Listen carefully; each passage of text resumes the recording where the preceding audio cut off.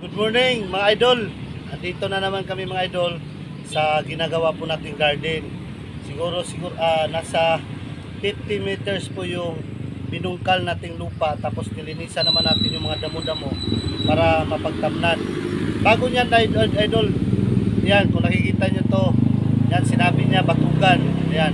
Masasabi ko lang, bro, huwag kang manghusga agad. Kasi bakit? Obserbahan nyo muna, tapos tingnan nyo muna, no? Kasi mahirap naman kasi pag nauna yung natin, manghusga tayo agad sa mga kapwa natin. Wag ganon. Katulad ng sinasabi mo sa akin, nasa gawa na po ako ng advokasya ko po ang tumulong. Tapos marami po tayong ginagawa ngayon.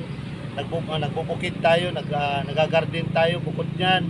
Nagba-vlog din tayo mga idol. Siyempre, ikaw, anong ginagawa mo dyan sa bahay mo? Thank you.